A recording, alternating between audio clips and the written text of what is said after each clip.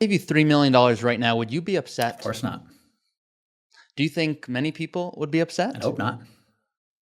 I would hope not as well. But one thing that happened is I asked a woman, "Hey, tell me about your retirement." And she said she's really upset. She had $3 million. I said, "Well, that's interesting because there's a lot of people I know who would love to have $3 million. And I just want to learn more about that." She said, "You just don't get it." I said, "That's correct. Do you mind sharing?" And she shared, "Well, I no longer have the ability to travel to the degree I want because my health isn't in a great position." I said, "Okay, so I'm thinking in my head, why don't you fly first class then? You have saved well." She goes, "Yeah, you're missing the point. If I had $2 million, I could have done everything I wanted in retirement." And so I'm trying to connect the dots. I'm a younger advisor at this point, still going, okay, well, she has 3 million. I know she says 2 million's okay. What am I missing? And she said, I just worked the last 5 years and markets did well. So my 2 million became 3 million. And I was sitting the entire time. And I want to be able to hike and travel. And I remember her telling me about her big goals and how now she's just not able to do them. And it really struck me as here's someone who saved and invested well, arguably too well, who now cannot do all the things she wanted to do, even though financially she's in a good position. So, what we're talking about today is how do we switch that mindset from being a saver to a spender? And how do we think about maybe the efficient time to do so? Yeah, there's nothing that's, I shouldn't say there's nothing sad. There's many things sad, but there is something. You meet these clients, you meet with these people. They've saved a tremendous amount of money over the course of their lifetime, but their lives from the outside looks like they have no money. And it's not necessarily a deliberate choice. It's just this scarcity mindset sometimes of these people that have saved so much. They've done so by saying no to the things they've actually wanted to do along the way. And there's varying degrees of how extreme this shows up in people's lives. I would say for most people, it's not that extreme. I remember I have some great uncles. I've only heard stories of them. I never actually met them, but the types of people that take napkins home from restaurants because that was a napkin they could then use at home. And like their whole house was just these knickknacks of random things. They thought, oh, we can, if we only have to use half the napkin, we can take the other half and we can save it for a rainy, and they end up passing with a lot of money, but their lives, they never did anything with them. I shouldn't say anything. They didn't do anything from the standpoint of what can we actually do to pursue what's important to us, to have fun, to pursue adventure, to pursue meaning and purpose and all the things that are actually worthwhile to do.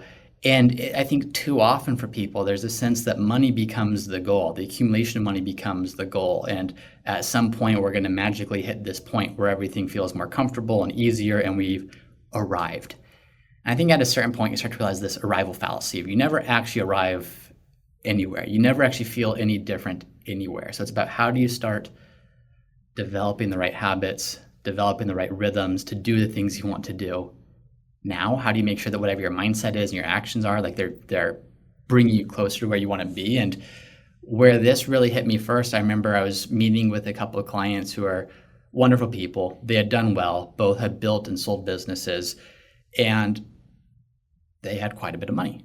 And they had just recently retired, and we were going through some projections. And they said, yeah, we'd love to be able to do this, and we'd love to be able to do that, and we'd ideally like to be able to spend this on a monthly basis, and then this for trips and all this stuff. And we said, great. Ran the projections, and what we actually saw is not only could they do all that, but they were projected to have not even a fortune left over at the end of their lifetime, simply because even after all that, after all the spending that they're projected to do, like their portfolio is going to outpace their spending.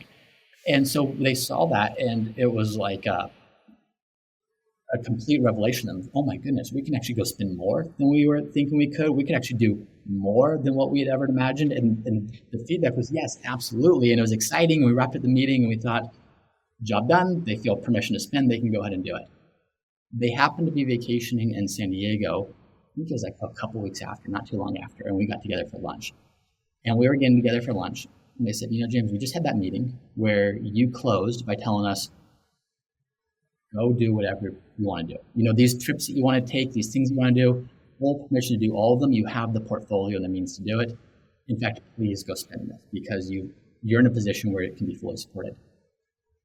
They told me that, and they said, well, the first night we were on vacation, we got back to our hotel room, and we just had dinner. And the husband was like, I kind of want like a little bit of a sweet treat. I want something.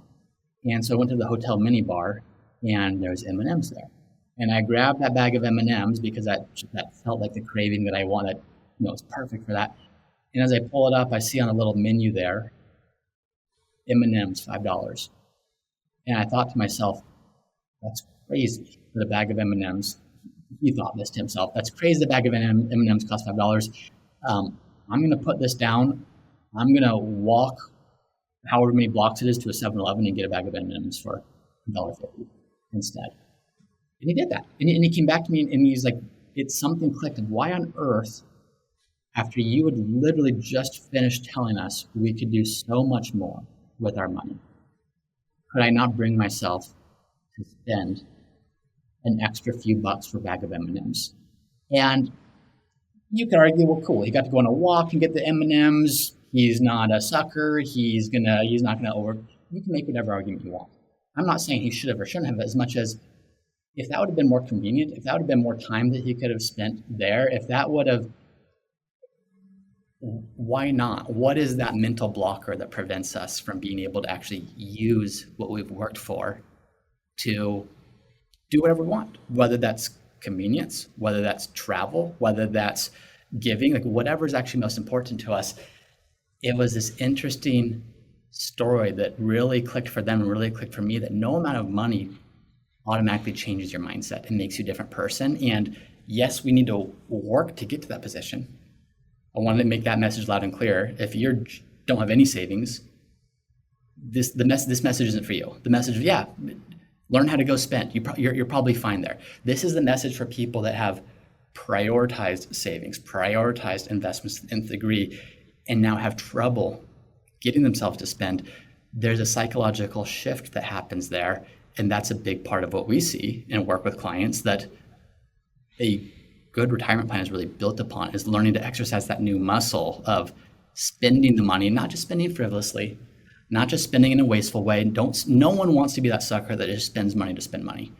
But if you can spend money because in some ways it adds to your quality of life, it's not going to go with you when you're gone. So let's make sure we're using it for something good while we're here. So powerful. And James, I very rarely disagree with you, but I remember being in a client meeting and you had shared something that made me go, maybe this guy's just not as smart as I thought he was. Now, I knew you very well at this point, but you had said, I want you to focus on your health.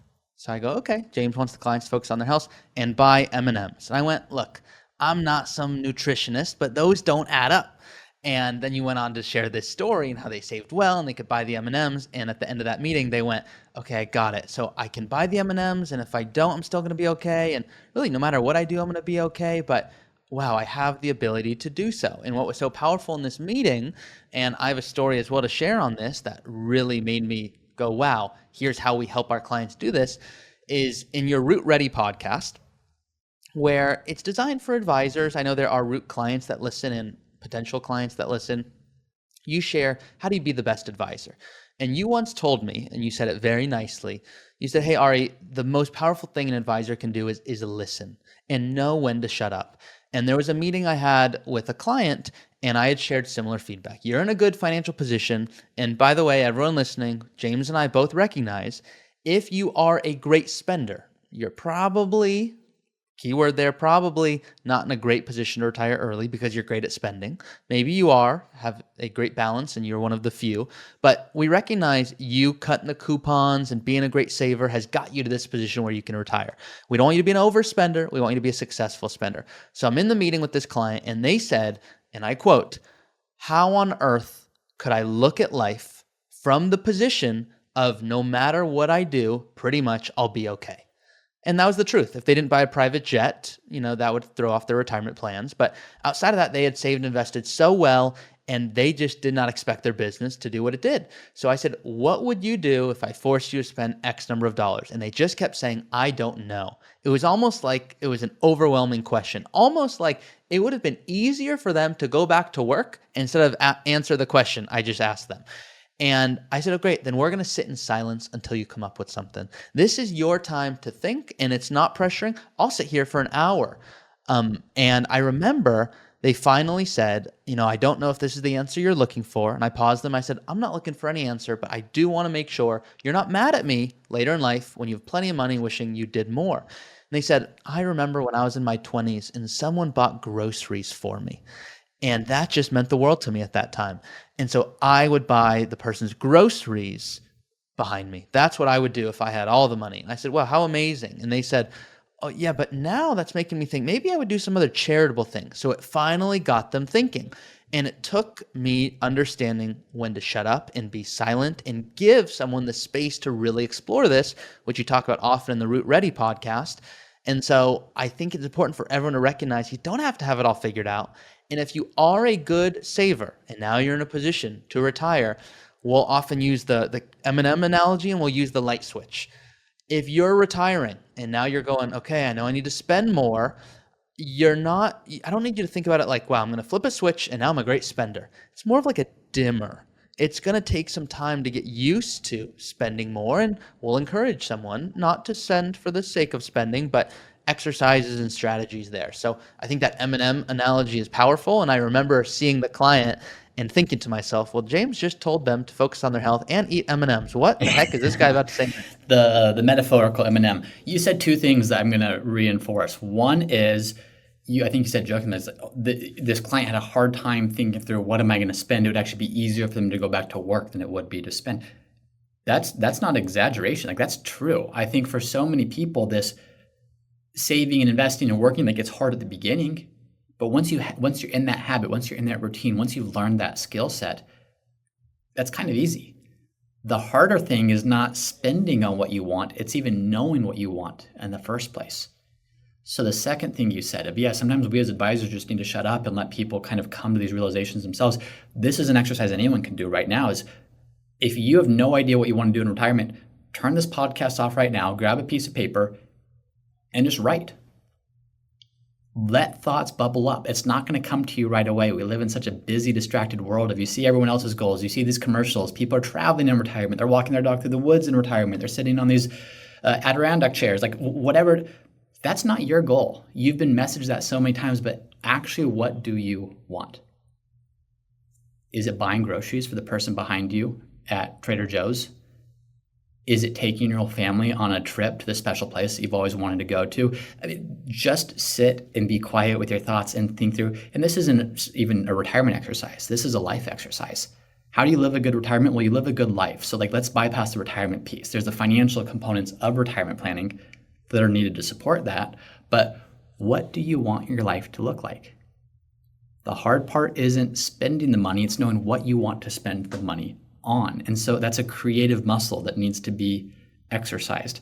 That's a identity muscle that needs to be exercised of what do I actually want to do? And just think through, if I was gone today, if I were to pass away today, what are the things I would regret not doing? Something might not come up right away, but if I spend enough time just staring at that piece of paper and writing it down, I promise you it's probably going to be something related to time with family, time with loved ones, time doing things that you didn't make the time to do. Like, what are those things?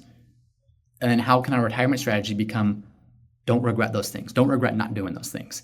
How do we spend our money in such a way to do that? So I think that is something that everyone can learn from, is the shut up piece, not just for advisors, but as people. What can we do to really understand where we want to go so we can start to develop the habits to get there?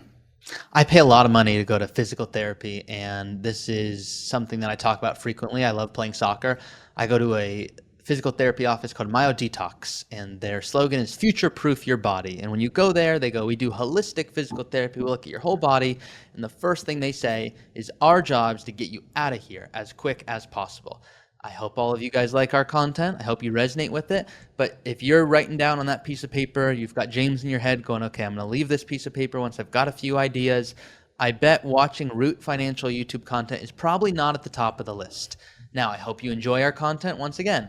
But our goal, as I see it, is to make it so you're living your best retirement. If that's scuba diving or traveling or doing whatever it is you want to do, that's awesome. I hope we give you the confidence and tools to make that the reality.